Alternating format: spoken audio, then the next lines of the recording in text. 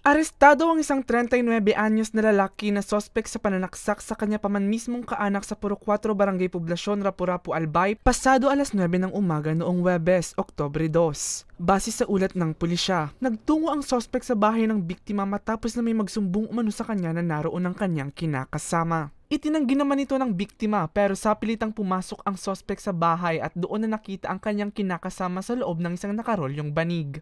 Siguro dahil sa silakbo ng damdamin at selos is kumuha ng panaksak at sinaksak niya itong biktima.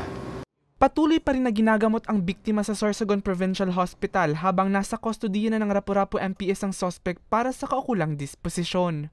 Samantala, sa Barangay 38 Gugun, Legazpi City, sugatan din ang isang lalaki matapos na pagsasaksakin ng kanyang kabarangay kagabi. Ayon kay Police Lieutenant Colonel Domingo Tapel Jr., nag-inuman sa lugar ang isang grupo ng kalalakihan matapos na manalo umano sa isang laro. Lumapit naman daw sa grupo ang sospek para manghingi ng balato pero nabigo. Dahil sa pagkapikon, umuwi ang sospek at kumuha ng patalim at binalikan ang naturang grupo. Yung nakitang papunta na itong suspect, nagsitakbuhan po itong mga nagiinuman. However po, unfortunately, yung isa pong biktima po natin, nadulas. At yun po yung naabutan ng suspect at doon po pinagsasaksak yung biktima natin. Agad namang tumakas ang sospek matapos ang insidente. As of now, hinaano pa rin natin, still at large yung suspect.